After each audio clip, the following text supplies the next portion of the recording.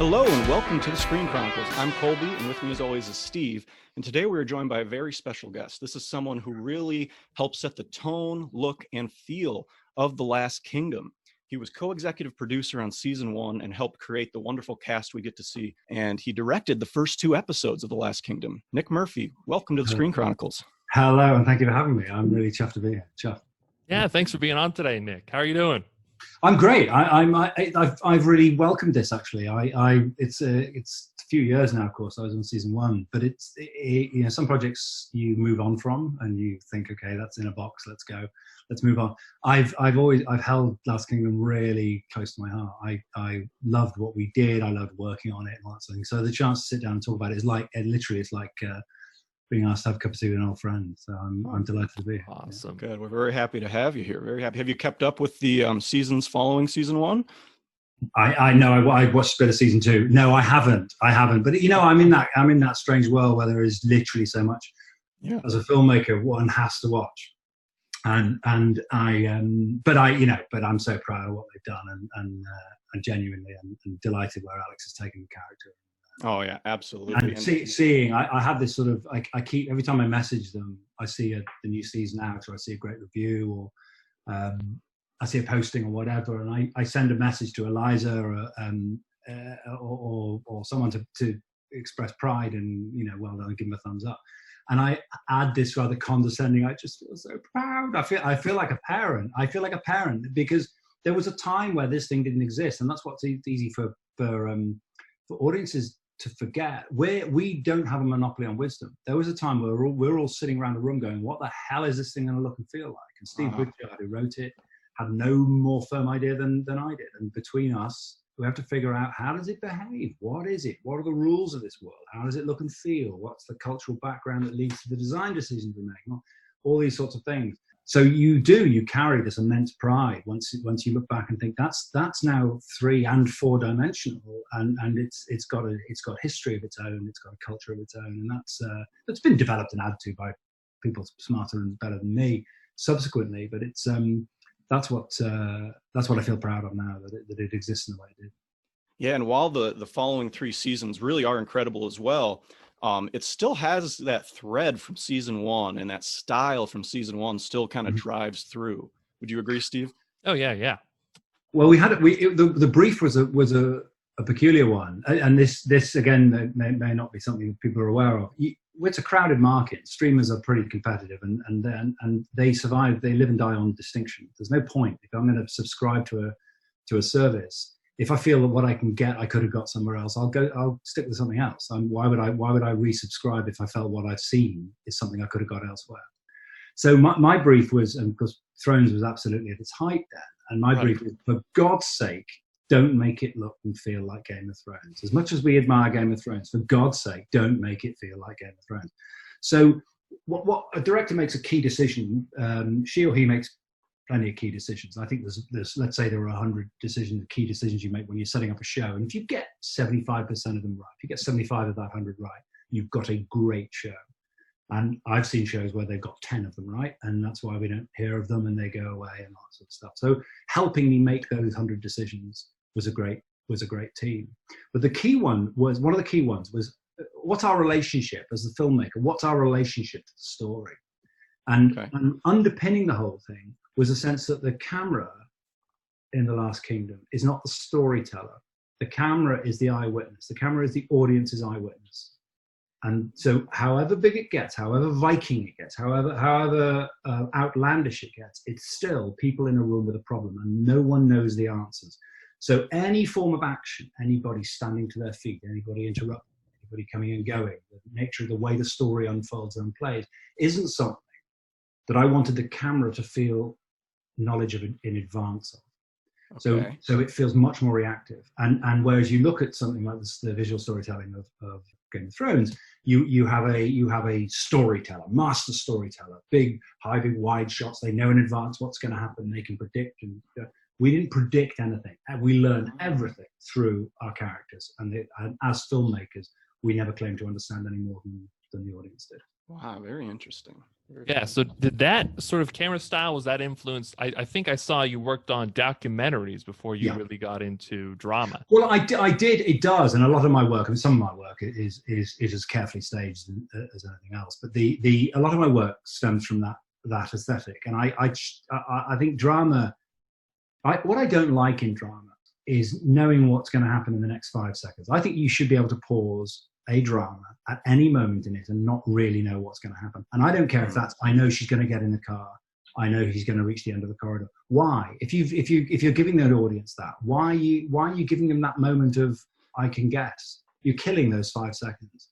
So leaving everything on the hoof. Yes, indeed, it was to the sense of that when I was documentary making, a sense of I would always be led into situations. I made some documentaries in pretty tricky situations, pediatric medicine or access and grieving and funerals and various things that I don't get to control.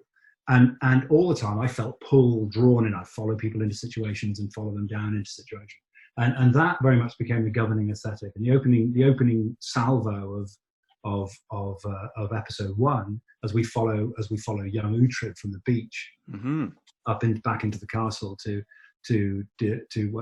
I can't keep up. They're off. They're going. So I felt immediately the situation was running out of control, and the ball, metaphorically, was rolling off the table from the very offset, from the very get-go.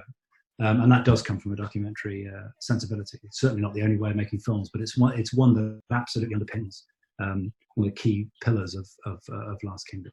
Very cool. And I think of that opening beach shot. I mean, obviously, I have the wonderful shot looking through the amber there, looking at Bebbanburg, but then you really feel like you're there. The way the camera is kind of free moving and following Uhtred or following Uhtred's father, Uhtred, and then just all the scenes, just two people talking in a room. The way it's not just the camera's not just set there and like panning. It's moving with the characters or kind of moving around them. It makes you feel like you're in the room with them. That's the key one, Kobe. That's absolutely key. If you think in episode 2 of think back to the first season, episode 2, when he goes to Bury St Edmunds, what we now call Bury St Edmunds, and Edmund the king is killed by arrows. You remember Rooney Tempter? Wonderful scene. Yeah, well, that was 13 pages in one room, and the only way of really delivering that, and 13 pages is usually about 13 or 14 minutes in drama.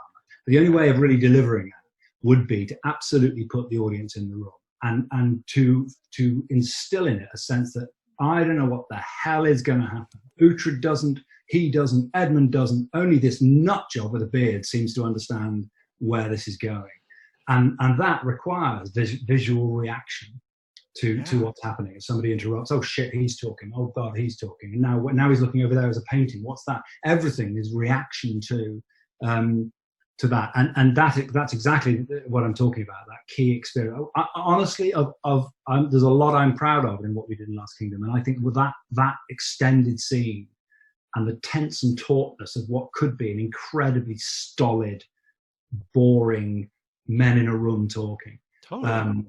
The fact that had the life and tension that it did, I think is one of the things I'm most proud of, and certainly from a directorial point of view in those first 2 episodes. That scene is one of our favorite from the whole show. that whole episode 2, is honestly, that was the one. I really liked episode 1. I loved it. It got me very interested. But episode 2 was the one that got me like, I have to watch this the whole way through now. This is like how you were talking earlier. Some shows fall off. Yeah, but you meet David, you meet Alfred, you meet it's where it all comes together. It's a great shame. We did try. We thought, can we get to Alfred? Can we get to Sussex? Can we get that in the first episode? And there was so much to do that was so important with his uncle and Uhtred's, and Ragnar and the childhood and the barn fire. And oh my god, even as I'm saying, so I remember what a laugh that was to film. It's totally brilliant. Oh yeah, the barn. Oh my god, I'll talk about that separately. Yes, but we there was so much to get through. We couldn't get to Alfred in the first episode, so you did have this sort of huge build up to knowing that Alfred was coming, and that's one of the reasons I didn't show Alfred initially. So when you finally make it to his inner chambers, I thought I'm going to hold off a little bit more. I'm just going to have this disconnected voice just coming from the next door room. And as if to play with this idea that we said, who's Alfred, and even then even when I get to his study, I'm going to hold off a little bit more. You're not going to see him right away. You'll hear him, but you're not going to see him. Exactly. Very cool. Very cool. Yeah. And I mean, no, I love episode 2, and you really feel, you certainly in episode 2, you really get that clash between what is the clutch plates, the two plates that are going to rub together of Danish and Saxon culture in a way you didn't quite get, because you never saw that conflict and those opinions cast around in the first episode. Nobody really gave opinion of the Vikings. Ragnar didn't give an opinion of the Saxons. That was more about the childhood and his upbringing and the betrayal. But then you suddenly think, okay, now I can see it's these two sides are against each other. I get it, and that underpinned the whole thing. And I think one moment I think of in episode 2 is when Uhtred rides into Winchester dressed as a Dane. And it's kind of the first time we see these people in Winchester obviously haven't seen many Danes in their lifetime at this point, and they're just kind of cowering away, just staring at them. That's one thing I definitely think about there. Well, that was there was a key design decision made with Ros Little, who was costume in the first season, and I wanted Danes and Scandinavian actors to play the Danes. So I didn't want anybody faking their accents, and I wanted the audience. There was in part a cultural sort of need to do that, but I wanted the audience to not question who's who. I wanted to be able to. I knew we were going to have a load of room with wooden rooms, basically wooden straw rooms and beams and people on horses, and unless they looked radically clearly different, I'm not going to follow what's going on. So the decision I took is we might side with the Saxons. We might want Sussex to win, but we want to be Vikings. That's the key. Right. Yes. And I want to go forward. So I wanted the Vikings sexy and augmented and things on them, and they were the punk rockers. They had the cool tat, the facial tats and extra bits and cool tat. Whereas the silhouette of the ashen, rather dour, Christian, boring, reduced, austere appearance of the Christian Saxons. Nobody, sure, lovely and everything, and I want them to win, but they don't appeal in the same way. And the rock stars had arrived, and I really wanted the feeling of rock star. So when Uhtred rides into Sussex, into Wessex, Wessex, I'm keeping Sussex. Mm-hmm. Into Wessex, you really get a sense of actually this a rock star's arrived, and they've never seen anybody arrive. This is like Sid Vicious in the 70s. It's home. Yeah, going into a department store. That's what I wanted to feel like, and we all got off on that. And then comes the one man who couldn't give a shit who's wearing what. Everybody's an arsehole. Out comes. Adrian Bauer coming out. Leia Fritsch eating his apple. Yeah, it's just great stuff. So what really drew you to this project to begin with? We're very genre literate, all of us. We watch a load of stuff, don't we? And your audience is no different. What appealed is the chance to get it wrong. I'd seen it done before badly, and I love that. I think, okay, it's dying to be done wrong, so we're going to do it right. We're going to undo all the sins I've seen of that genre before, and they included. Look, if you make any genre piece, be it Roman or whatever, you stick an actor in a toga, and just give him a line, he will start to speak like this without being asked to speak, because he thinks that is how Romans speak it, and that's them doing their job because they think that's what's expected. And no different with this. So if you put somebody in a big hairy costume or whatever, they start to speak, and they shake hands like this, and they spill their beer. And why are you spilling your beer? Why? They're no more interested in spilling beer on their clothing then than they are now. So, and so we had this phrase in development of the project, and all the way through I was filming. In fact, I think it's probably, I'd be surprised if it's not still mentioned on set. This phrase we used saying there was no goose legs, and things would be a bit goose legs. Stop doing that. It's a little bit goose leg. And what I mean is often. I eat a leg of a goose like this. and I'd seen that in these dramas, okay? So I was saying, whatever we do, we're not having a goose leg thing. And Steve Butchard used it, and he would say in his stage directions, he puts his mug down, but not in a goose leg way, and all this sort of stuff. It's a code that nobody else who wasn't across it would understand. But Steve and I absolutely subscribed, and everybody, I have to say, from execs downwards and upwards, subscribed to that idea of conduct yourself as a human being, let the period take care of itself. So that the concerns that the senior Uhtred has for his son's safety or whatever, it's just the dad not wanting his son to get in trouble. It's not. Matthew McFadden wasn't behaving like, I'm a king. He's behaving like a man who's brutish, yes, but human all the same. A human. Yeah, human being. And the rest is for the show. So even Ragnar, I casted deliberately quite a soft actor, quite a gentle appearing man, rather than somebody like Rune, who from 100 paces you think, oh my God, never fight Ubba. I wanted him to be what everybody, the quintessential, rather than Ragnar, and let Ragnar's actions and reputation carry the fear factor for him. So him blinding a child is, oh Jesus, he's a cuddly guy. What the fuck? Right. Rather than thinking, yeah, Ubba blinds a kid. Yeah, whatever. That's what Ubba does. You know what I mean? I wanted to feel the human beings emerge from within the Viking world of it. It's amazing, and Steve and I talk about it all the time about how we couldn't believe that Ragnar the Fearless was only in one episode because we felt like we knew him so well. Right. You know what I mean? Well, that's Steve's writing.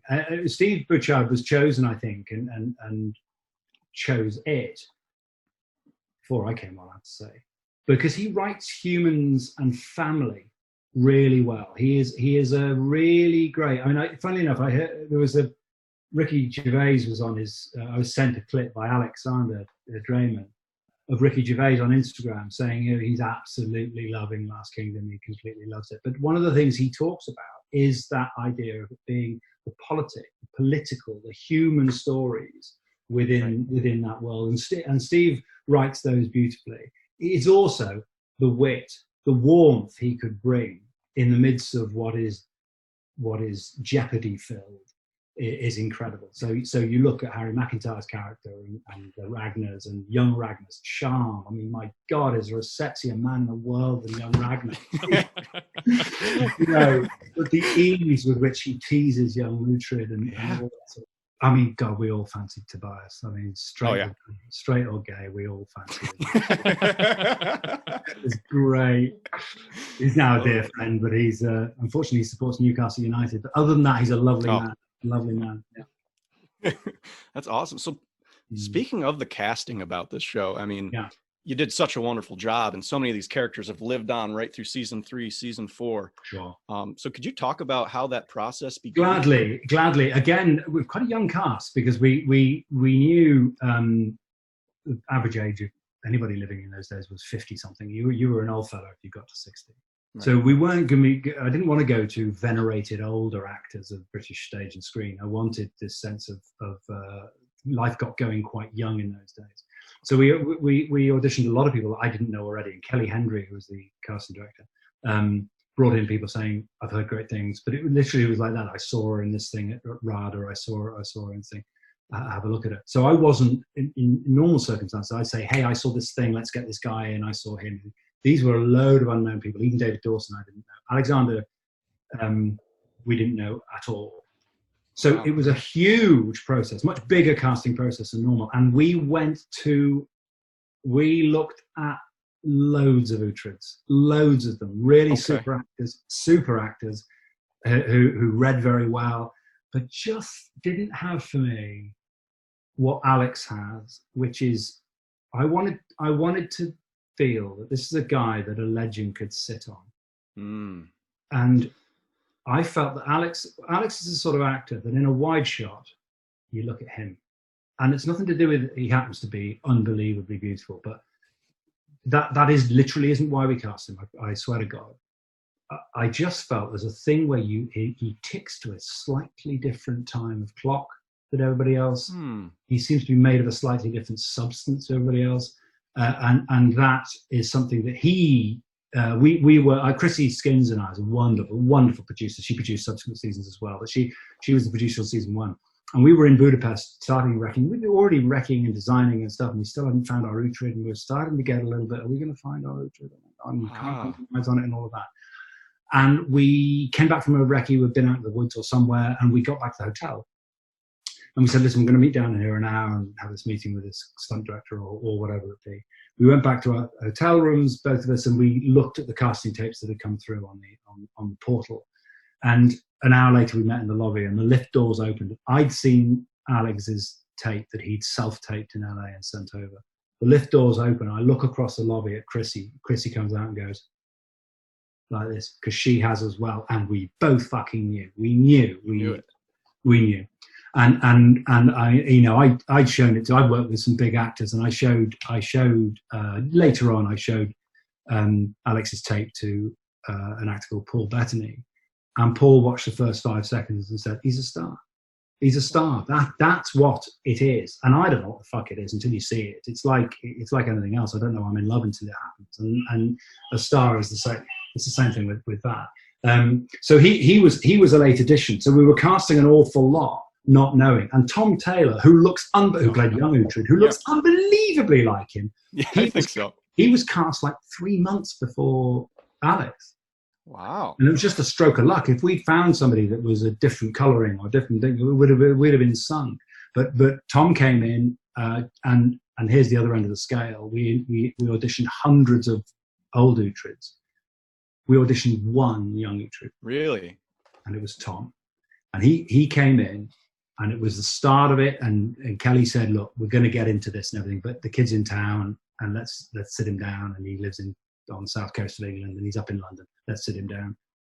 And he did this reading, and with children, it's very tricky to get him to relax and everything. I was giving something to do, so I gave him my watch to sort of play with while he was doing this scene, talking to Beocca in the where they're talking in episode 1 about what the Danes are going to do and why the Danes are bad. And you remember that scene in Beocca's study, and he did this audition, and he had blonde hair. He's naturally very, very, very blonde.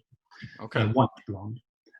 He did this audition, and lovely kid, nice boy, left the room and everything. And I turned to Kelly, I said, what do we do now? It's like and she said, with kids, if you find it, book it. That's it. Don't kill yourself. You'll be looking for months to find. And he was wonderful. He was wonderful on set, bright as a button, great future. Amazing. So the rest of the cast came together in this sort of piecemeal way. Eliza Butterworth was a really tricky one to place, because it says in the page she's incredibly dour and plain, and Eliza's beautiful. so she Her personality is vibrant. Oh yeah, I mean, she's amazing. Eliza, she's going to be. Eliza's going to be like Olivia Colman, Dame Judi Dench type. I think she's that good. I'm absolutely convinced of it. But she came in, so she'd read the stage directions as well, so she comes in looking really dour and plain and all this sort of stuff. And fair game to her, for that, she's stuck at it. She's stuck to the brief when she's. And of course, if you ever see her out and about for drinks in Budapest after filming, she's very, very glamorous, beautiful, but glamorous, yeah. Yeah. No, so it all came together like that. A lot of the Danes were cast. Rooney was a no-brainer. He sent his tape. That's what it sounded like when we talked to him. Yeah. He wore a big fur coat and had his beer ready, and that's great. So what about Alfred though? Because he's another character that's in another show, Vikings. But for me, I think David Dawson's Alfred is like the quintessential definition of the character. Now it's like, Robert Downey Jr.'s Iron Man. It's like that. I agree with you. David, I knew of, actually. I did know of him, but no. What I was after was a man who, at first glance, is absolutely the last man you can imagine creating in England. And so when we meet him, he is sickly and thin and has none of the steel. He is full of indecision, full of self-doubt that Steve had put on the page. And even the way we conducted the scene where he first meets Uhtred and talks about his ambitions for England, one England. I wanted a feeling that this was for him. This is just a purely academic exercise. I don't believe this man is capable of this. This is an intellectual exercise. A man surrounded by books who's got this intellectual idea about what England could be, however fiercely held. And indeed, he double crosses in the space of episode 2. He's double crossed. So you don't feel he's noble and likable, and so because we knew we had a long way to go. We had a long way to go with Uhtred and Alfred, and we couldn't have one of these relationships where they don't like each other just because people keep saying they don't like each other. You wanted to really feel it's chalk and cheese, man.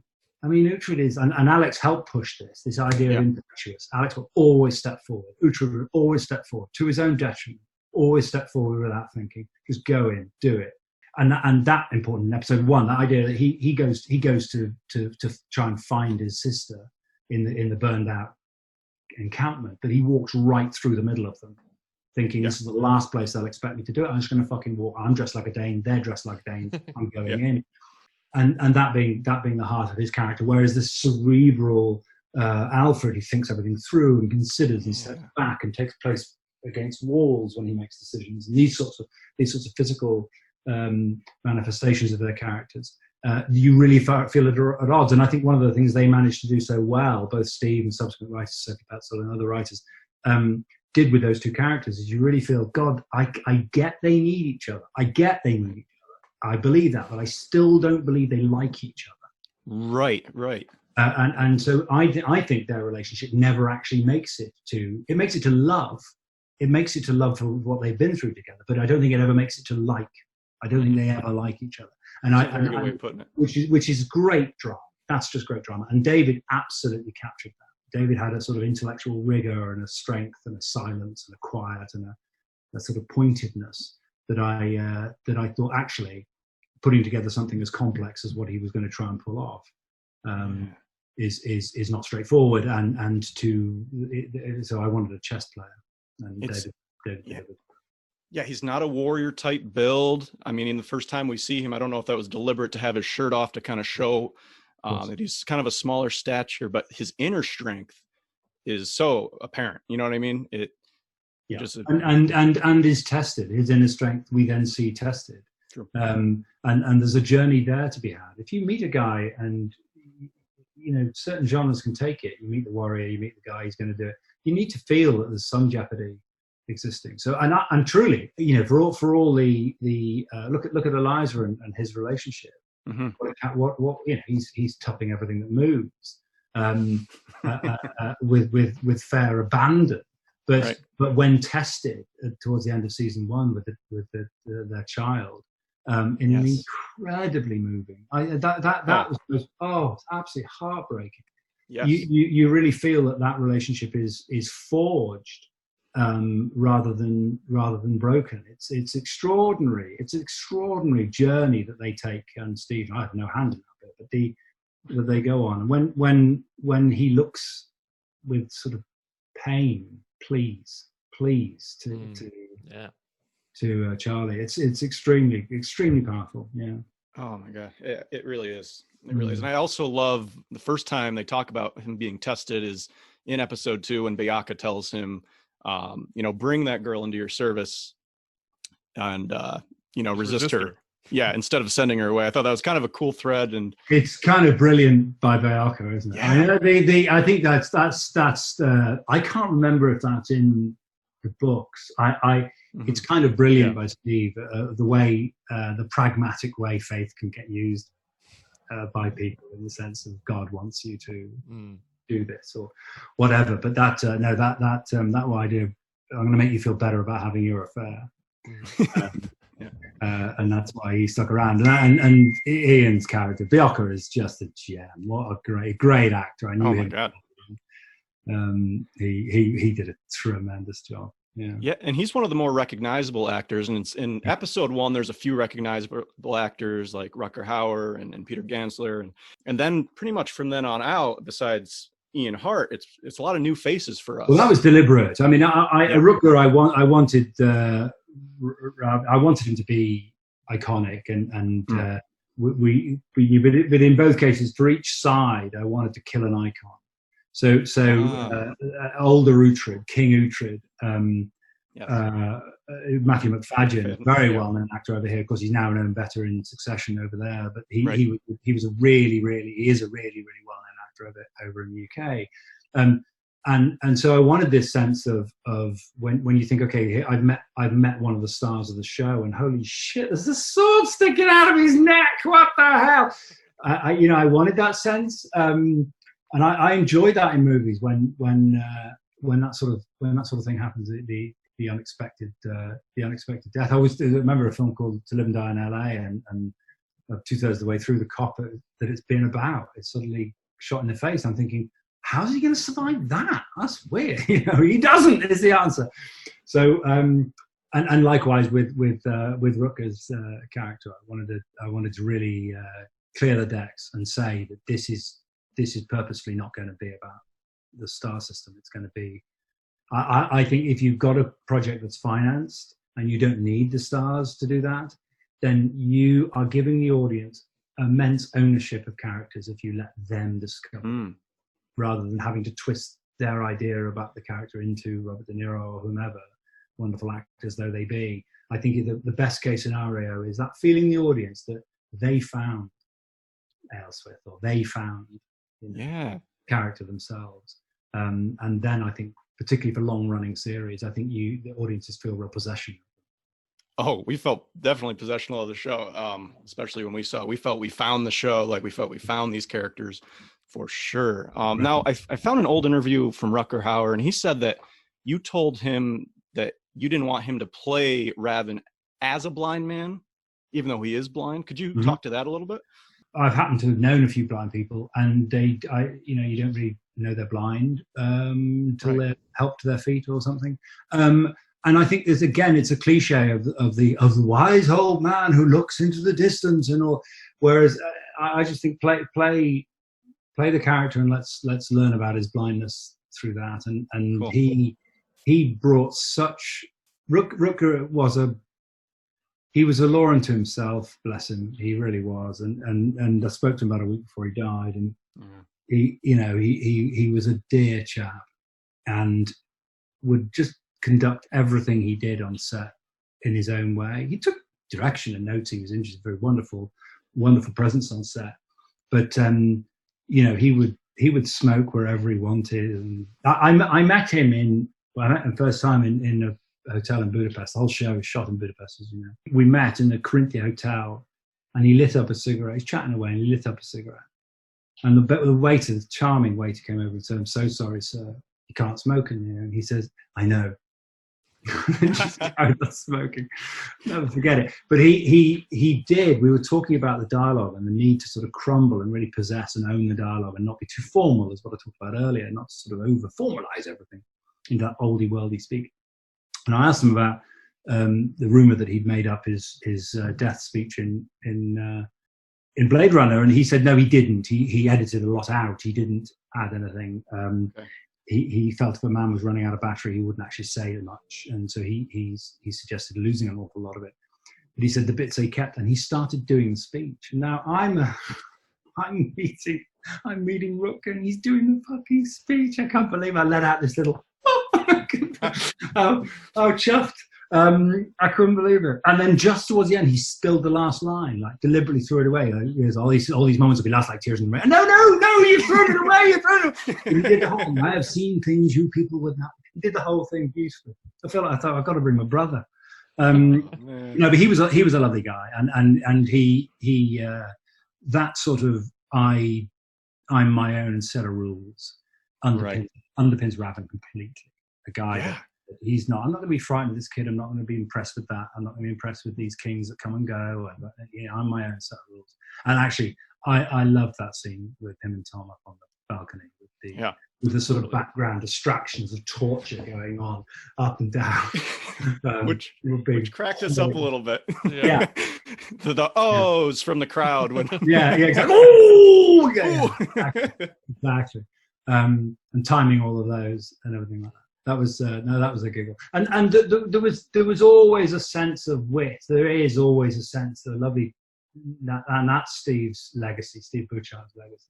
Always a sense of wit being quite close to the surface on that. Those things didn't have to be in the script, but it was consistent with the way Steve had written things, and the warmth when they're waiting for the sword to get made in episode 2. That warmth of play fighting between them. and all of that. That's not on the page and the pulling tongues and all that sort of stuff. But if you allow the actors to sort of dribble, to sort of leak that out, and they run with it, and I think it beds in that relationship beautifully between Emily and Alex. Oh, totally. I love this. I saw them recently, actually. I haven't watched it for a while, but I saw that one. I'm very proud. Yeah. So where does the distinction between the writer, what he wants the vision to be, versus the director, where does that sort of line come in, and how do you make that? That's a good question, Steve. It depends on the writer and the director. If she or he is headstrong and won't collaborate, then in television it usually goes the way of the writer, if I'm honest. And I've just worked with Stephen Knight, who's a really prominent writer, and in a sort of tete-a-tete, it would have come down with him. The infrastructure of the program would have said, yeah, but Steve wants it, so sorry, pal. And I'm not sparing myself the blushes. I'm an influential, I'm taken seriously as a director. I've got clout, if you like, so to speak, whatever that means. But in those circumstances, it would have. But Steve Bouchard was very, very open, and it's a case of finding when you I guess you're talking about a marriage, Steve. When you find the right relationship, you can't really trace back whose idea it was. One bounced off the other. This sort of thing. I've worked with Lenny James, who's an actor from Walking Dead, but is a brilliant writer. And he and I struck a similar sort of relationship where you get simpatico. You stand up starting to talk the same language. So I can't remember what was in the stage directions. It was the thing. It was just that that all the ships are sailing in the same direction. So those conflicts don't come about. If they do come about, something serious has gone wrong. It's like you can't have the director, you can't have her making one show and the writer, she's making another show. That's never going to produce a good show. It won't be the source of all bad shows, but I think it's terribly hard if there's major conflict between those two. Very interesting. And before we start jumping into some of the episodes 1 and 2 in a little bit more detail, can you talk about what it was like before there was anybody casted, when it was just an idea, and what it was like bringing that idea to fruition right from the very beginning? When these things are nebulous and they don't really exist, part of your responsibility as the lead director is to cement it in the minds of key people you're working with, because filmmaking works. It's not an auteurs thing. I don't buy that for a second. The idea that Ridley Scott made a film on his own, or Stanley Kubrick made a film on his own. Of course he didn't. I mean, it's ridiculous. You've got to get everybody to use their expertise. If you say my job as director is to illuminate and improve the ideas of the writer, no matter how good they are, is to make them even better and illuminate that work. And everybody else's job is to use their expertise to make my ideas better. And that, when that clicks and works, it's a joy. So in the early stages, when it doesn't exist, one of the first questions your heads of department, as they start to come on, as you start to interview them, as you start to work out whether they're the right guy for the job or the right girl for the job, is to give them an idea about what it is you're aiming at. What's the target? Where are we wanting the golf ball to land? And you'll find their first questions, and this goes for a long way through the filming process of all production. The questions you have from your collaborators, they don't care whether it's the right answer or not. They don't care whether it's a smart answer or not. They care that you know.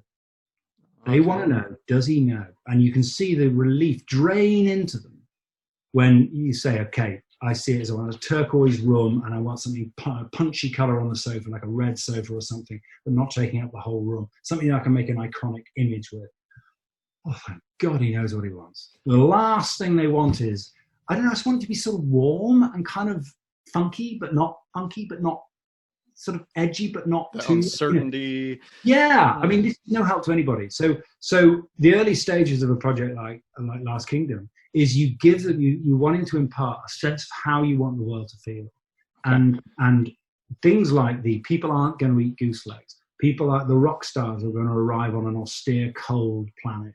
And this is an alien invasion film. You've got to think of this as an alien invasion film. You help them start forming, I can see what it is they're aiming at. And I was only taking off what I got principally from, I mean, slightly from Bernard's books, but principally from Steve's writing, that's what we're going to do. And it's on the back of that I got the gig in the first place, to say, if you hire me, this is what I'll give you. I'll give you an alien. Gotcha. So even though I don't have all the answers at that stage, you've got to say that this is the ambitions of what it is we're going to try and pull off. And for years I fumbled around at analogies and comparisons with other crafts and other businesses and other things. There aren't really. There aren't. You are, other than the fact that you are going to send guys out. You're painting a massive picture. Yeah. You can't do every brushstroke. You're going to send guys out to do those brushstrokes for you, but they've got to know what picture you're drawing. Otherwise, right. It's going to be a Jackson Pollock at one end and a Mona Lisa at the other. No good for anyone. What kind of other research did you do coming into the show? I did a little bit of research about the technology, and I did research about the Vikings particularly. And this coincided, actually, when we were tooling up for this, it coincided with a brilliant exhibition about the Vikings at the British Museum. Oh. And at the heart of that was a load of documented evidence of people being, there was one letter bollocking somebody for eating in a sloppy way, and cheating on their wife and that sort of thing. So the idea of sort of, we spill our drinks and all that sort of thing. I could think, okay, well, let's make that a thing. Let's make that not the way we conduct ourselves or whatever. Right. So I did that. I didn't question the history. I didn't look at, okay, well, it was 83 BC. So I didn't go into all of that. BC, AD, whatever, 380. When is it set? I forgot when it's set. The late 800s. Late 800s as it starts, yeah. So I didn't go into all of that and when Wessex fell and when Bury St Edmunds fell or whatever. But I did see enough to know that the towns were all called something wildly different, and I found that quite fun. So that's why I always put the old Saxon word up and then turned it into what we call it today. I love that. That's quite nice for audience to go, oh, Oxford. I think so. Jesus, Oxford's tiny. There's only 5 buildings, And we did, by and large, Martin, John and I, the production designer on season 1, did by and large try and stick to, okay, how big would Oxford have been? How big would Bury St Edmunds? Okay. And that sort of stuff. So we could be reasonably accurate because that again, we found quite fun. The idea that these places that we find hugely sort of, they're massive places now and well known around the world, was once 3 ox and a barn. We're both fans of, after watching this show, we started being really interested in other sort of like medieval time shows, trying to get that fix again when we finished binging the first 3 seasons that were out. And we got into Vikings after that. And honestly, we liked The Last Kingdom more. And I'm not just saying that because we're talking to you. But it does feel like so different. But Vikings did come out before The Last Kingdom. So was that something... you had talked about Game of Thrones. Yeah. Or is that something you were like trying to distinguish yourself? I did. And one of the things that bothered me about the Vikings is a great show. It doesn't need my yay or nay. It's a hugely popular show. But I didn't like the way I think it was a bit oldie worldy in the way it conducted itself and Arthurial somehow conducting itself. Even to the point that you'll notice in season 1 of episode in season 1, even Halford didn't have a throne, he had a stone. I wanted everything pushed away from what we traditionally sort of see as an Arthurian legend. I didn't know whether Alfred sat on stone or not, but it felt fun. Right. And they didn't blend interior and exterior very well. I liked the way always in Last Kingdom we emerged from one and out. So when we built the barn that we had to build in season 1 before we burnt an exterior version of that. That was inside a studio, but we knocked down the side wall of the studio so I could see out, and it was definite daylight, mud, trees. Yeah. So we really get a sense that the outside is connected to the inside. So it was useful. Vikings was useful in this way as again in the early days to say to guys, you see that? We're not going to do that. I like that. I'm not going to do that. That was quite useful, but I only saw 1 episode of it, and in truth, it's not. I only saw 1 episode because I didn't not watch the rest because I didn't like it. It's just you need to clear your palate, you need to clear your head. You check on something. I've made supernatural films, and you go and watch Death Now, or you go and watch The Awakening. You go and watch Shining, and then you think, okay, I've seen those, right? Let's stop watching them now. Let's make our own film. Interesting. Yeah. One thing I noticed about a lot of films from that time period is getting the lighting right. And Last Kingdom, again, it just looks so real. And it's other shows, it looks like it's being lit by LEDs in the Great Hall. And can you talk a little bit about your idea? Yeah, I mean, yeah, right. I just think, Christ, man, we've all been in barns in a farm, and it doesn't look like that. You know, I don't know why. I guess they have this thing where they want it to be cinematic, or come on. So Chaz Bain shot the first two seasons. Just phenomenal, great guy. And Chaz and I had done a couple of jobs together, but he prior to that, we've done plenty since. But he was brave enough, is what I think, because a lot of people don't have the balls to say, no, I'm not going to light it. Let's just put a light up there and let's pull it all there and let's blow that out and leave that natural. And the naturalism of that is not easy to do, but it's also it's brave, because you need bravery from them. You need bravery from the actors, because shadows are going to fall there, aren't they? Not flattering and right. And they've got to forget about all that. But my feeling was I wanted 360, so I could develop things around the room and the movement, and as Steve alluded to earlier, where the camera can react from A to B and not be doink, doink, doink. Right. And if you shoot what we call down the line, then you can do lovely wrapped light and all that sort of thing, because just out of frame are some lighting stands here just nicely doing their business. But you can't do that if you're being mobile. So very much the sort of the raison d'etre of the approach was based on the truthfulness of it, because that was going to facilitate us in the filming of it, but B, engender this feeling of you're in a room, man. You're in the room when this thing is happening, and you're just trying to find what's going on. And if you go to all those lengths and then undermine it with a beautiful tickle of backlight and a bit of smoke wafting from the thing, then I think you're undermining it. It's a waste. It's a shame. So yes, it was very, very deliberate to make it look as bad as possible. Yeah, right. And not that we do exactly know what it would look like back then, but it just feels like if I had a time machine and just plot myself back in that time, that it would look something like that. That's the key. Just feels like it. That's the key thing. And we always said, if we stumble on beauty, we're not going to ignore it, but we're not going to deliberately go out of our way to create it. So when they're standing watching, I can't remember what's burning in the distance in episode 2, and when Breeder and Uhtred, the fire makers, they're learning. I guess they're learning never fight Ubba. They've learned that lesson. And she says, "Let's go. We make our own fire." That was a beautiful sunset going down. We shot the scene in the same location. It was a 2-shot thing. It was quick. We waited for the sun. It was just pretty as a picture. And we, every time I see that shot, I hum the Tatooine Star Wars theme. Like I see it, it was the Tatooine shot. I'd love to hum it now, but I don't want to get you into rights issues with Steve. You mean like the 2 suns shot? Yeah, like the 2 suns. Yeah. The one John Williams chasing us, but the tune I mean. In fact, when the visual effects department had put the fires in, they took me to. I went to them to check the visual effects and all that sort of stuff. And you have sort of weekly meetings. You go along and sit in their little cinema. Mm-hmm. And when I was checking the shot, they put that music onto it. So perfect. Yes. And you were like, "Keep it, keep it." Yeah, exactly. Mr. Williams. But no. So if we found beauty, we would keep it. And the light for young Uhtred finding his father on the hillside and things, with the stake in his mouth. These sorts of moments, we didn't wait and cheat the light. You just embrace it. And I felt that all the way through these seasons there have been moments of absolute beauty. Totally. And you bring up the music.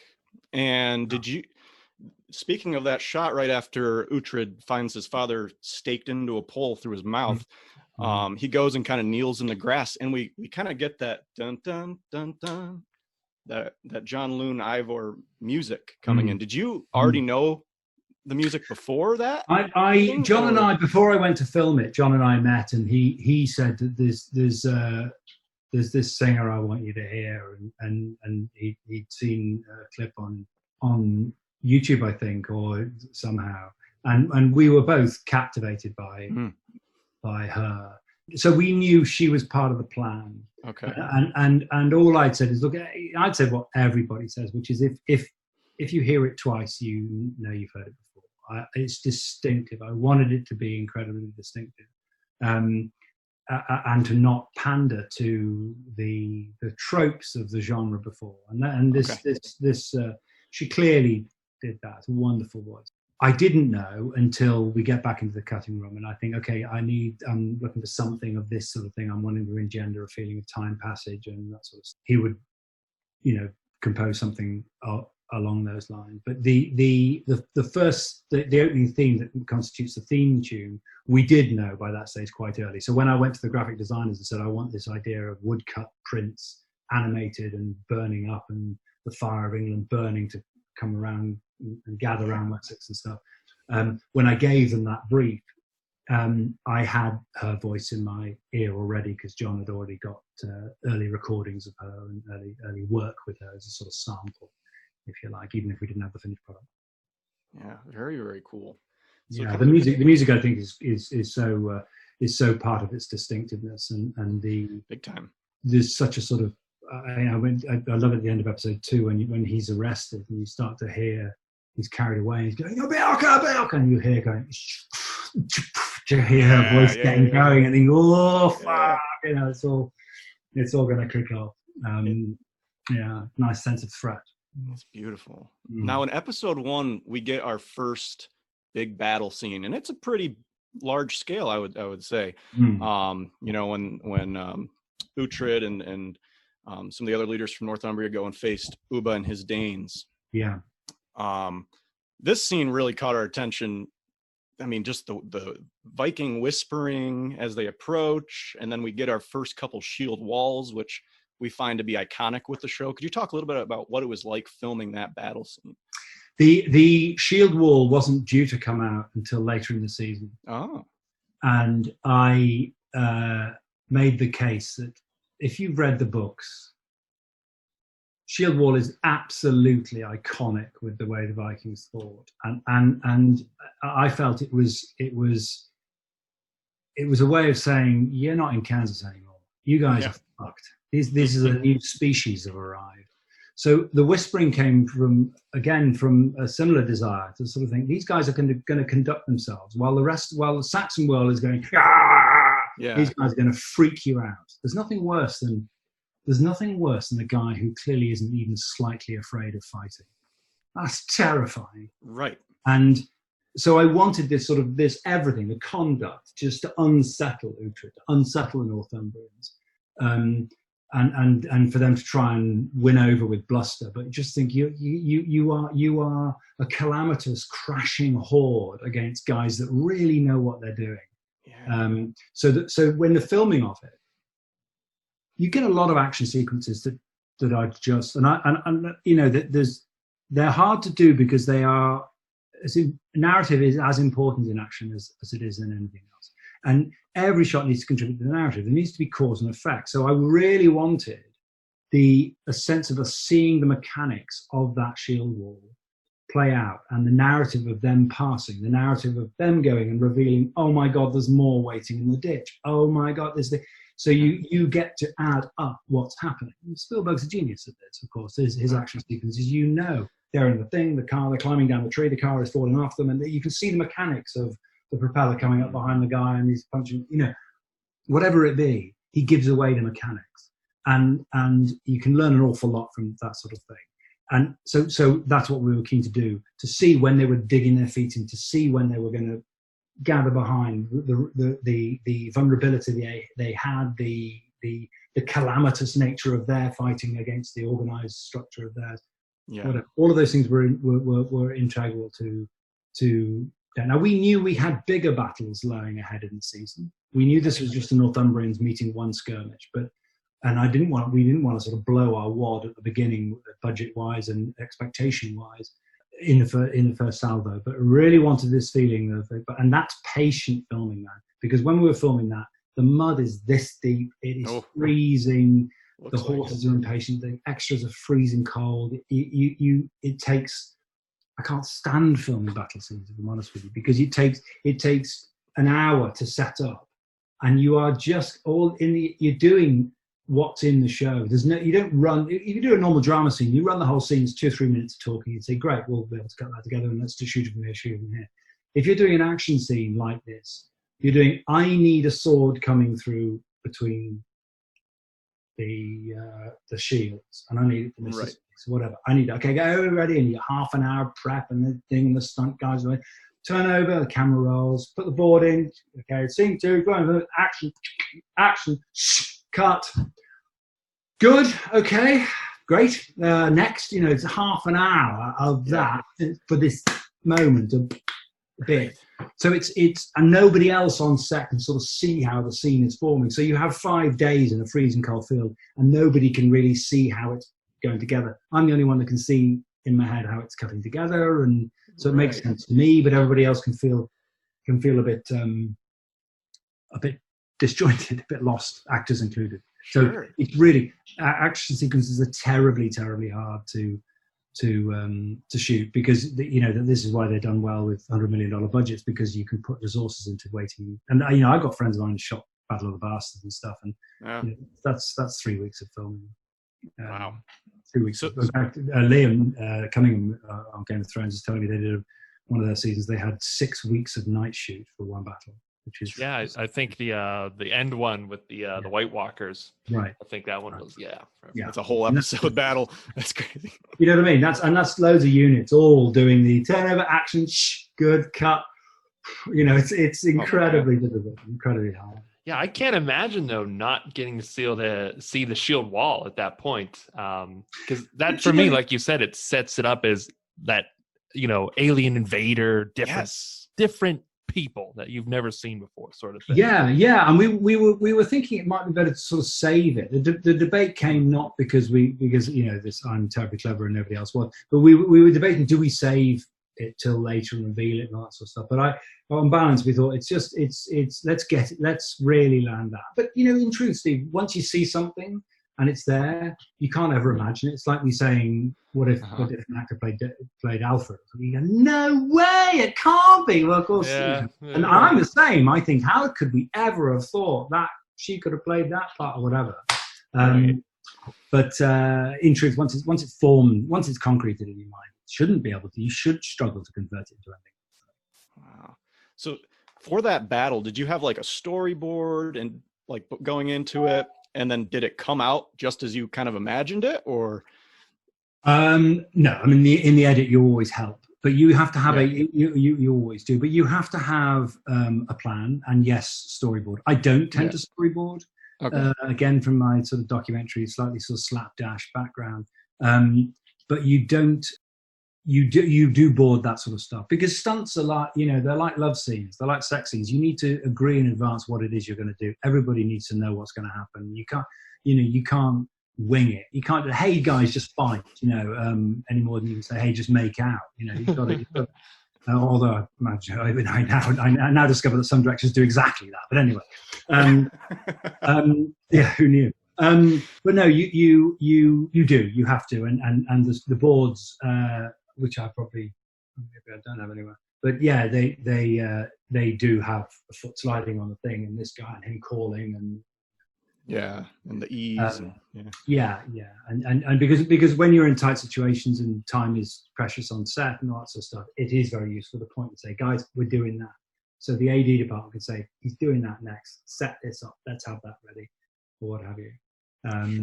And then you've got complicated things like the visual effect of Matthew McFadden being run over by a horse and then getting to his feet.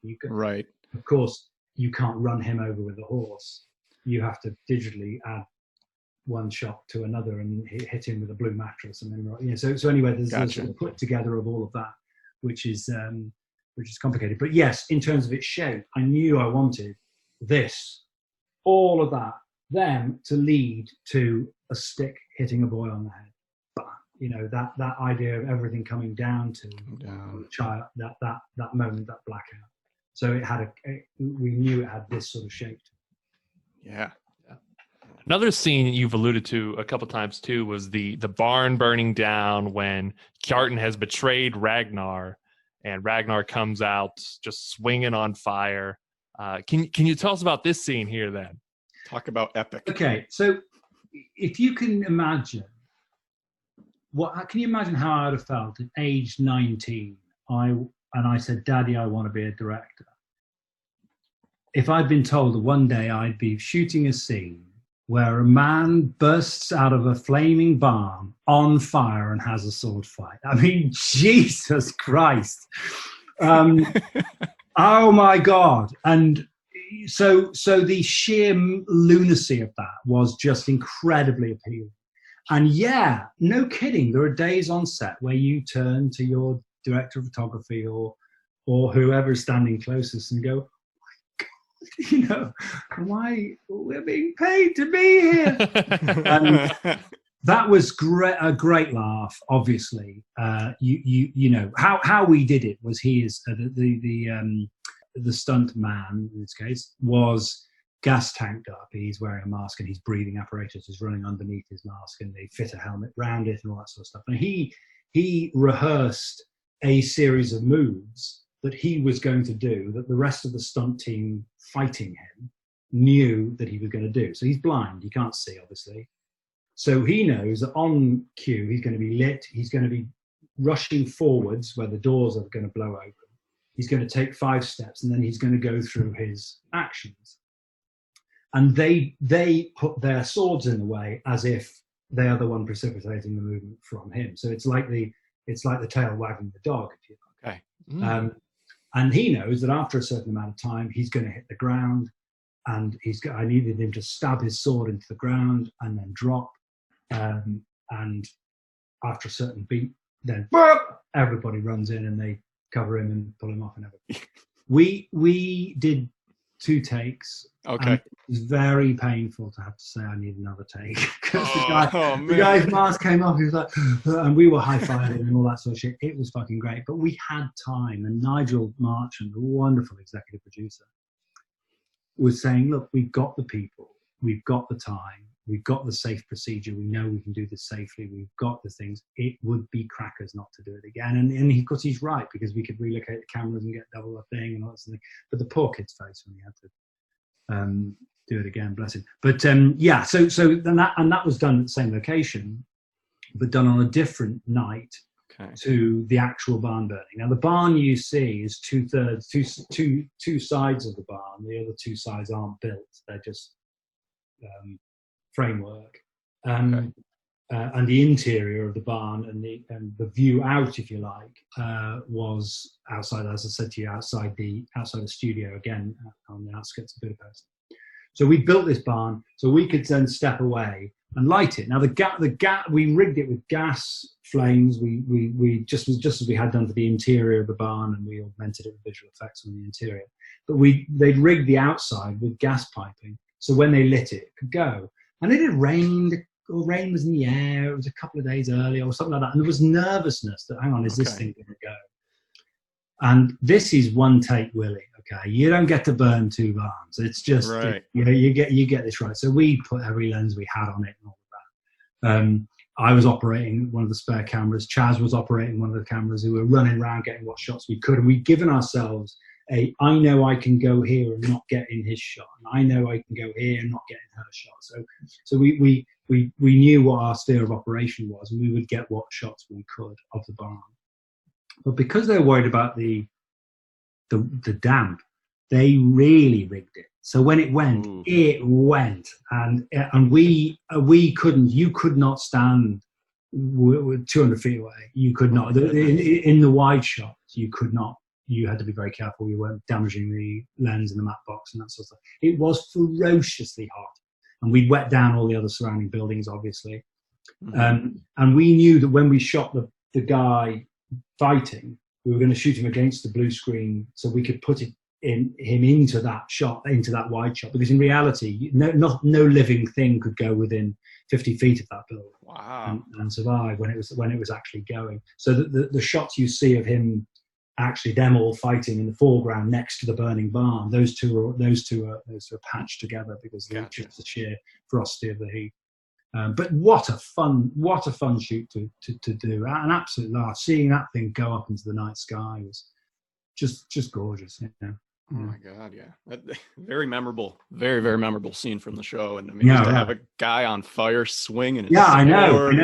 I know. Whoa, And whoa. I think, I can't remember who did it in planning. Somebody said, hey, what if he rides his horse and his horse is on fire? I think, shut the fuck up.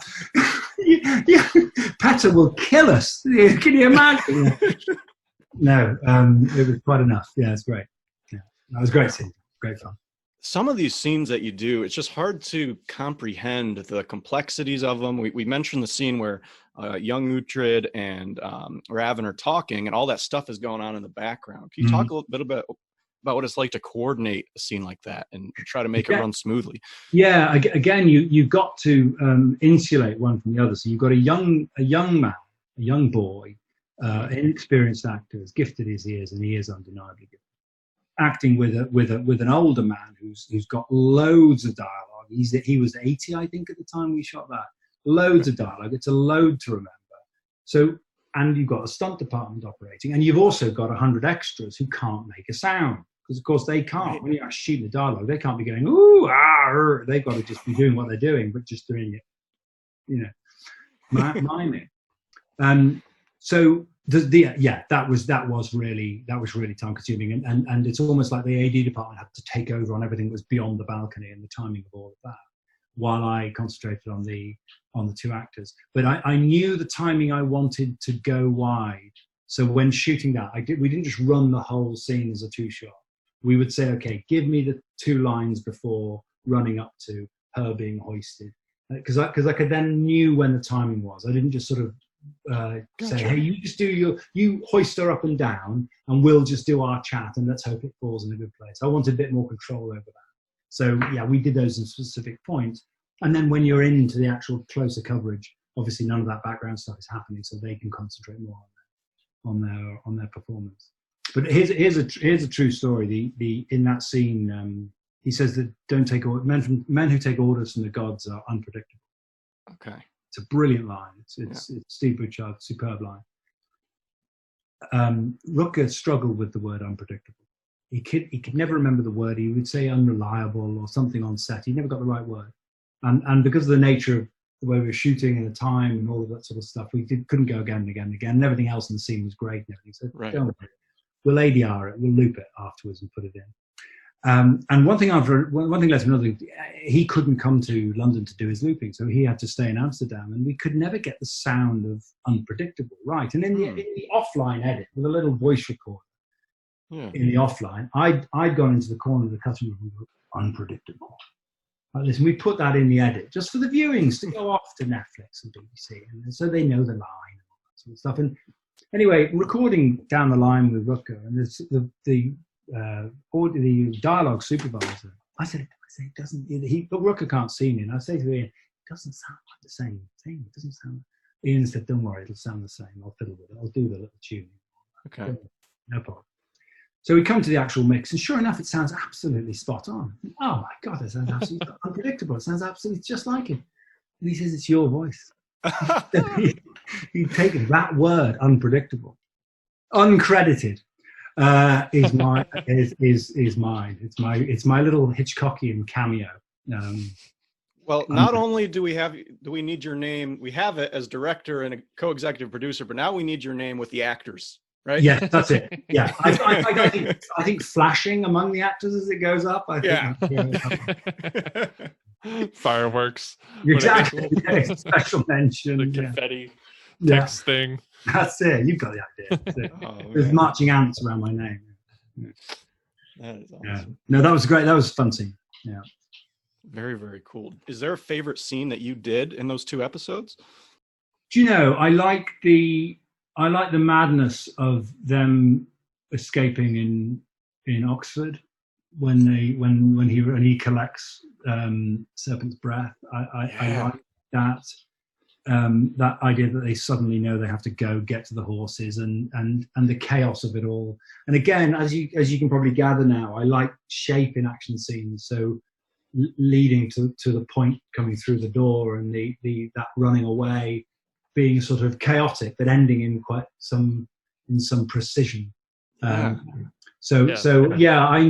enjoyed shooting that, and of course it was madness because everything was muddy and and what have you. But yeah, so I enjoyed shooting that. I loved the Barry Steadman scene with Jason Fleming being shot with arrows. I thought he was tremendous. I just thought the measure of that idea of humor and the okay, we'll forget about the washing. it's so clever. You know how we'll dispense with the needs of the. Exactly right. Yeah. That's brilliant. So cleverly judged by him, and Uhtred arriving, thinking he's got this fight on his hands, and oh my god, and he gets into this just mad experiment in rationale by Ubba is just amazing. I think that scene as a piece of drama, I'm particularly proud of. I just think that's so easy for those things to be dull, and you know, to judge that ebb and flow of it and his nervousness and the way it goes straight from a man hitting the floor full of arrows, bang, straight onto the jeopardy that Uhtred finds himself in, and that really personifies a lot of what the show is like. The ability to flip from almost sort of dark levity into you know, genuine threat and genuine jeopardy so easily, and you know, to see Rune and to see Ubba in his full flow was just great. It's incredible. And there's another moment I really like, and it involves story. It's not in the script, actually. As I hope you gather, I credit Steve Butchard with so much of this show. It's so much down to him. Totally. But it wasn't in the script when they were in York and they were in Etherwich and they were discussing. Ubba was discussing whether they're going to fight or not. And, yes. And there's some comment that Story makes about being old. He says, "Do I look old?" He goes, "No, I'm just what? Yeah. No, I'm just saying. Do I look old to you or something?" And they improvise that. Oh, really? Yeah. He just no, I'm just and I thought, God, that's exactly what it is I'm talking about with the modernity of it. And not to overcook it. It wasn't overcooked. It didn't come into sort of Joey from Friends sort of territory, but it was enough human. And I thought you don't see that human those human wrinkles in the genre. But you know, even as I talk through these things, you talk about favorite scenes. I think the most pleasant filming day of my career came shooting the opening sequence in Copenhagen, because we had done everything.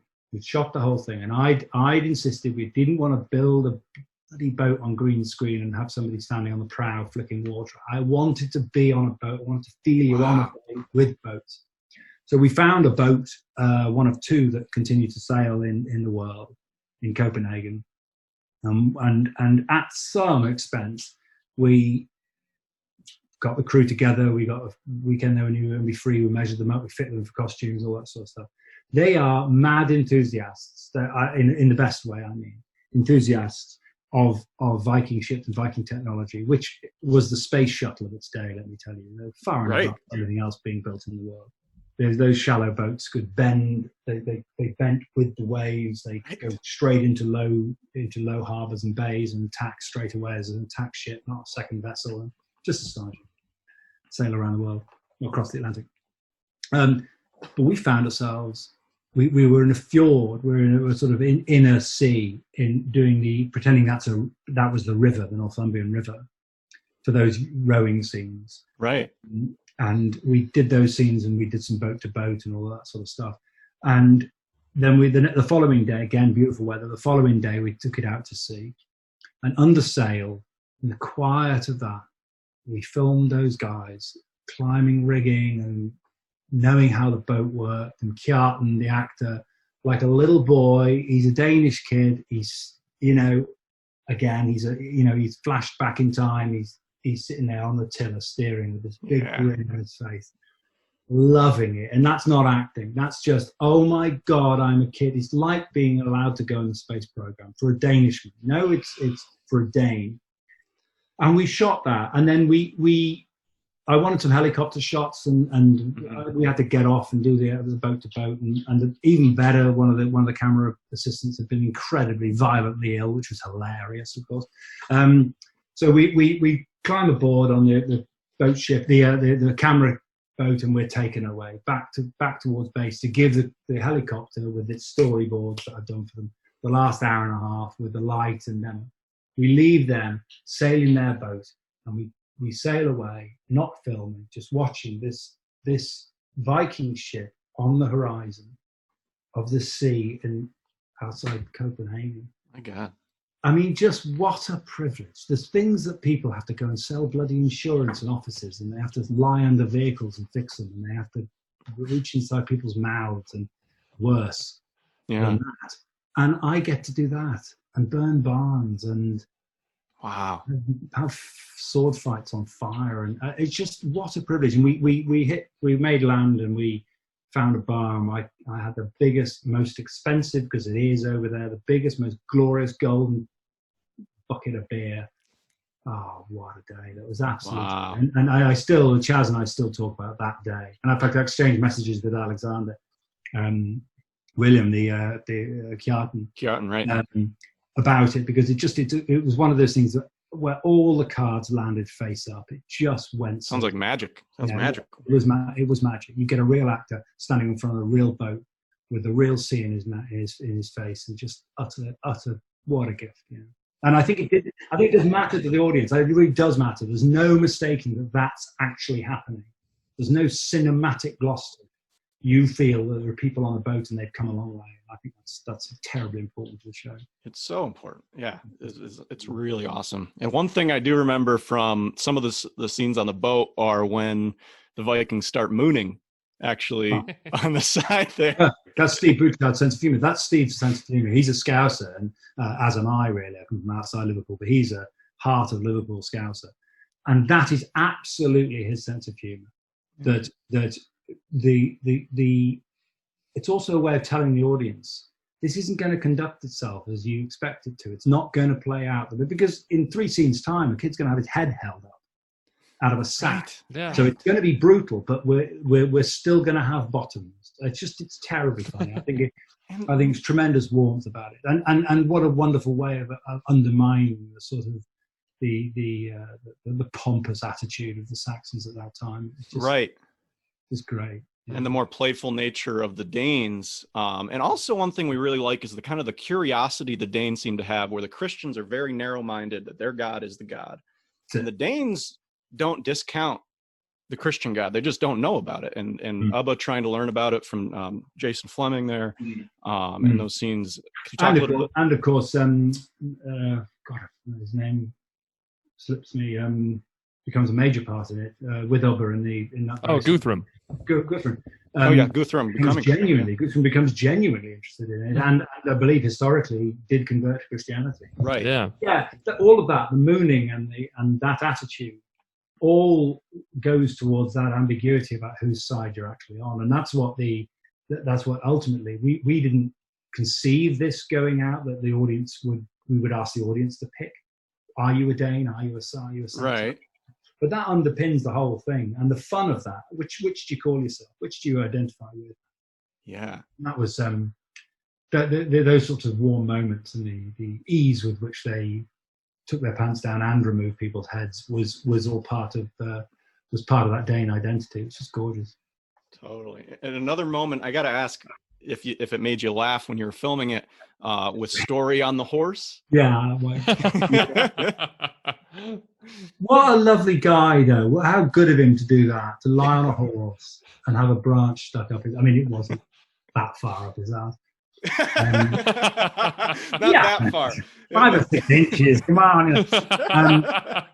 Again, that's Steve. That's Steve Butchard. That's great. And all of that...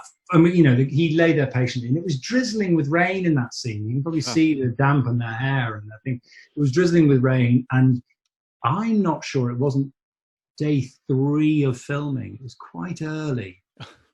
it was quite early, and it was hard for everybody, and we were only just getting used to the way that Chaz and I wanted to work, which was very on the move, very low tech, very move fast, go, move. We're up there, we're on the hill, go. Everybody jumped in their little vehicles. We weren't a big, lumbering unit, as a lot of TV and film is. But we were up on there, and he lay there, and then the stunt man, when it went shooting off, we did a few takes. On one of the takes, the stuntman fell off naked with a branch in his arms. Yeah, so not fun. Yeah. There was a sort of sense of, oh my God, are you okay? Suddenly we all started to, oh my God. Yeah, but he held on for one of them, and we used that. But plus, in the middle of it is delicate dialogue, and I wanted the sense of them arguing about the very nature of what they were. Much like the lady being tortured in the background to a set scene between man and boy, them arguing about what they were, to put humour tickling off into the distance, and to really marry those two things together. And that again comes from the essence of what Steve's ambitions were for the way these scenes are conducted. When they debate how to get in and kidnap Story, when she realizes kidnapping Story is the answer, taking a hostage is the answer, right? And that scene about should we hump tonight? I was like, come on, that was a great scene. It's totally pure Bouchard. I think we should hump. And then this little pause. I'm enjoying the thought of it. I love it. I love it. The timing of it, and timing is just beautiful, absolutely beautiful. And that was one of the scenes that I, as a screen test, I did when Alex came over to England. I did with Emily and Alex. We went into a woodland near my house. I live in London, but there's obviously parks and that sort of stuff. And one of them is quite heavily wooded.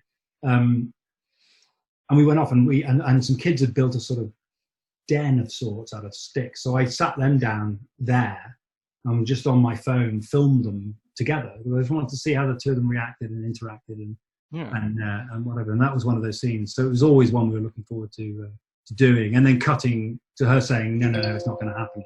Cutting to her changing her mind. Right. And then in episode 1, when he first goes to lay with her, and he rides up on the horse, and he just doesn't say a word. He's just going. That's a popular GIF now. That's a very Is it? Yeah. I'll send it to Colby now too. Even. Good. Oh no, that was we the cinematic choices you make, and often we were struggling with what would we what would he say, what would he not say, and that sort of stuff. And if ever you're debating what they say, what should they say, what shouldn't they, the answer is probably don't say anything. Okay. Yeah. And so I thought, well, actually, these two people who know each other very well, and I like the idea they get straight down to it, and there isn't a sort of missionary position, lovey-dovey about it.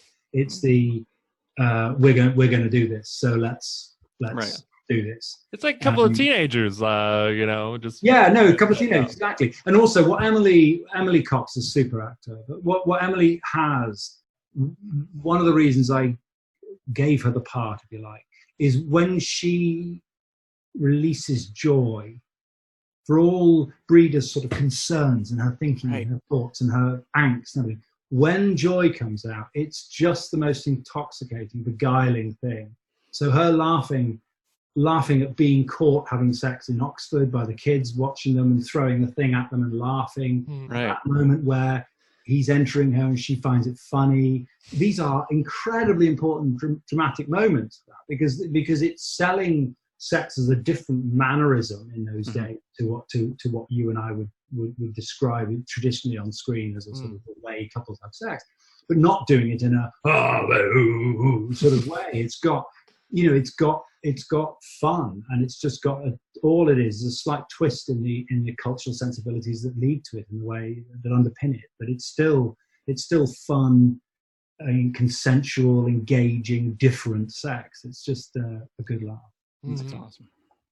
A lot of the actors have talked about how you give a lot of freedom to them. So is that something you always try to take into? I think you waste a good cast, Kobe, unless you do. I think you have to engender a sense of give it a go, try it. Right. I will put my hand in the air if it doesn't work. I will tell you. I'm not going to make you look silly. I'm just risk it. Have a crack.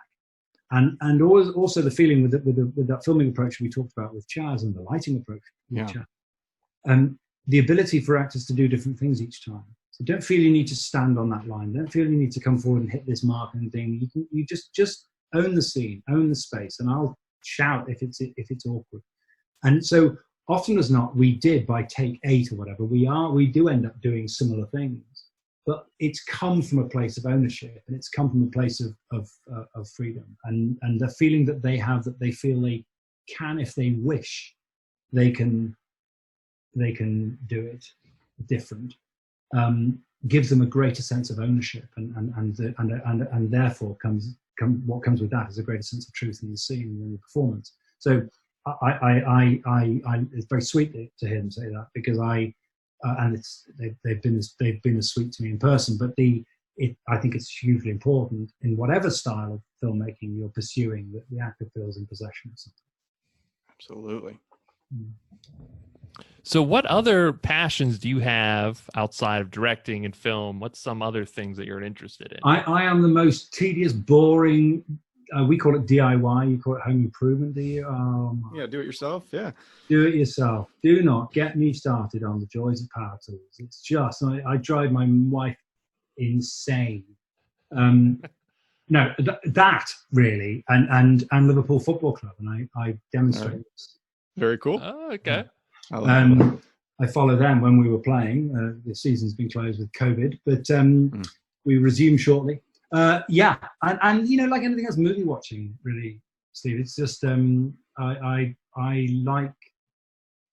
like watching stuff I couldn't make. Oh, like what?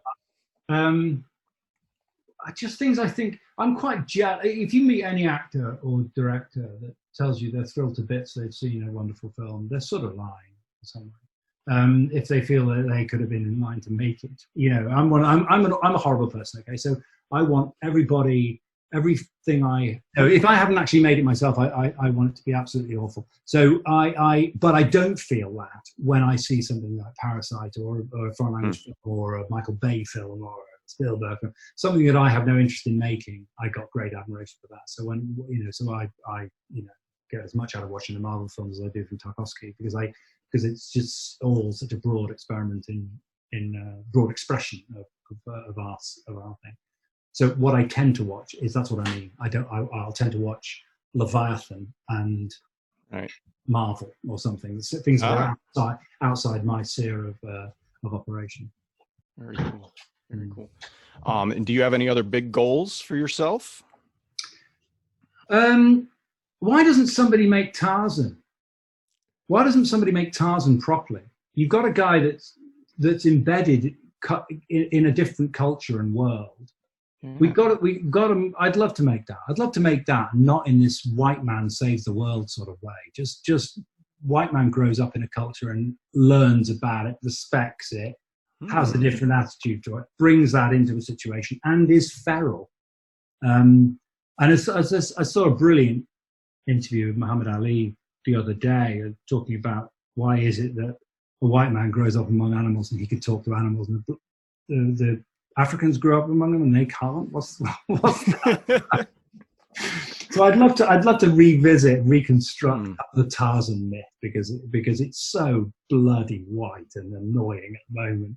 This idea of the white feral among the wild natives. This is madness, and I'd love to retell that. But no, I don't sit at home and say I want to make a Viking show. I don't sit at home. Look, I made a thing about Chernobyl sometime. Made it, I have to say, touchy subject. But I didn't sit before that. I wrote and directed that, and I didn't sit there thinking I want to make a thing about Chernobyl until somebody asked me about what disaster I would like to make a film about or something. So I find things as they come to me. I don't tend to harbor desires, and I have shows in with Hulu and whatever, and hopefully make those. But it's not like I sit there and think one day I want to do this, because I think when people do that, you sit in interviews and you you can sort of retrofit a logic to your career that wasn't there, and you'll hear people, actors and directors, talk about, I felt it was time to, no, you didn't. You just got sent the script. What are you talking about? You know, and that was just the box that was opened. You opened and went for, and it's not by such construct. So I that's how I live my life. I think I look at what's most interesting that they send me, and Cool. and now the lucky thing is I get sent quite a bit, so I get to pick. But yeah, I don't have any too much preconceived ideas. Yeah. Cool. I just saw the trailer for the Christmas Carol movie that you did that came out last year. I definitely want to check that out because it looks so different and interesting. And but yeah. But again, what you do jobs because you get the chance to make them interesting and make them different. I didn't want that. The Christmas Carol was, and nor did FX, by the way, want it to be this traditional sort of Dickens, this soft, cuddly sort of come in, Mr. Fuddle Puddle, you know, all that sort of stuff. So Mr. Fuddle Puddle, by the way, became like a goose leg for that show. You know, just don't make it too cuddly Dickens, don't make it too goose leg. And so that's why I wanted to give it this sort of this visual style that was all constructed around the way a Victorian magician would imagine the supernatural world to be. And the fun in that, but yeah. So I go through different disciplines. The next thing I'm doing is going to feel, I can't say what it is, but it's going to feel more like a Cassavetes film than it is anything else. So shooting on film, set in the 60s, almost no lighting, very very sort of bare. Again, just to mix it up. Are you able to tell us when we might hear something about this project? Well, to be honest, it's COVID dependent. Gotcha. That's the tricky thing, and we're waiting. We've now gone into hiatus on it. We were soft prepping. We picked our main locations. It is likely we'll shoot January, so it'll be for delivery before Christmas. The Sony pictures. Yeah. Cool. Well, we'll definitely be looking out for future projects from you. Thank you. I've loved it. I'm hopeless for talking about myself, and I'm very proud of the show. Just delightful. Such great talent involved and great people. Yeah, we love shedding light on it because even though it's gaining a lot more popularity and still trending, there still isn't a lot out there, and you know we're huge fans of it. So it's a busy market, and I think when I look around the busy market, I think more and more stuff is being made familiar, but I don't see anything that looks and feels like Last Kingdom. There's nothing, and I love its focus on humans trying to do the right thing and just big, passionate. The truthful. Truthful. Yeah. I think it's a great show, and I'm delighted to see in many ways it's gained a deeper traction than it did when it first came out, and it's kept its strength, which I think is just tremendously hard to do with a show. Yeah. But again, everything that came after season one still hints back, it seems, to season one and those threads that were created back then. That was certainly the intention when we set it up. It's like I came up with the Amber thing because I wanted this sense of this. I knew the story was going to go off in all sorts of directions, and I wanted him to carry with him a reminder of what it was he first saw Bebember, what we first saw Bebember through, what it is, that sort of half murky, half tree. What is Bebember? And so that was done very much with the understanding that it's going to be always with him. And when they jump off their horses, they talk about finding beauty, not constructing it. When they have escaped together and they know that their only hope is to go to Wessex. Right. They jump off the horse and they talk, and the light comes. He's still got his sword on, and she's saying, "Where can we go?" And he says, "We can go to Wessex." She says, "They'll kill us there." But the sunlight, the evening sunlight, is coming through the amber, and just that glow of this is what's in his mind. This is what. So it's using those little motifs, and I'm pleased to see Serpent's Breath. I mean, it's iconic in the book, Serpent's Breath. Yeah. I'm pleased to see it, him, her, whatever that is, remain the notional idea about what Bebember, what belonging, what identity actually is. And for him It to is a answer big part this. of Uhtred's identity, for sure. Yeah. Yeah, I don't think the Ember is from the books. Yeah, I think that No, the Ember isn't. that's new. Yeah. Yeah, and that's so cool. I mean, they really had it again this season too. They tie it into his daughter's costume. She wears a small necklace with it in season 4 too, so that it's still Beautiful. they still tie that in. Well, here you go. There's a little. I can. Hey, look at that! Oh, nice. That is awesome. Very cool. Cool. I keep one prop from everything, and Okay, so that was it. Nice. That is awesome. Very cool. Well, you've given us a lot of your time, and we really appreciate you being generous with your time. Steve, is there anything else you want to ask real quick? No. Is there anything else from you, Nick, that you want to talk about or give the fans or anything like that? No, I just gratitude. Gratitude. We set out to give our audience ownership of the characters and the story, and never feel they were being treated like idiots, and never feel that they were taken for granted. And the Easter eggs we leave in there, the little bits, the detail, the human granular detail that they spot and love. I'm just proud and grateful that they stay with it, and proud that they can still see it. Yeah. It's awesome to hear about what you were going for with what you wanted the audience to react to it and take ownership, because it's pretty much spot on to how Steve and I perceived it as viewers when we first watched it. So you absolutely nailed it. You absolutely nailed the casting.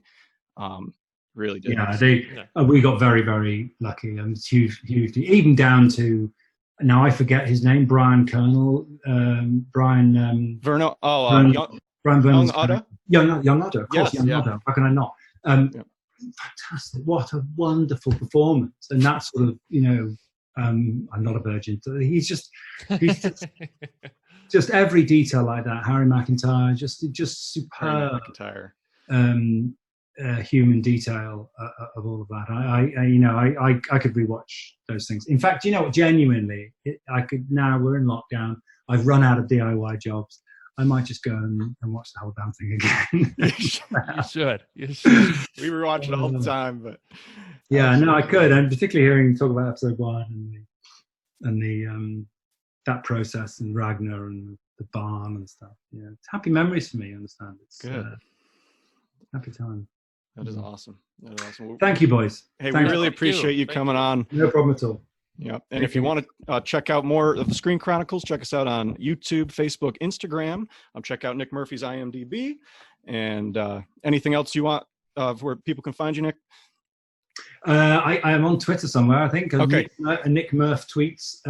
I tend to tweet stuff that Trump wouldn't like, but that's, or Boris Johnson. I'm left leaning. All right, we'll link that down below too. If people find him out there, check him out. Great director, great talking to you today. And thank you. Have a good one. Thanks. Take care.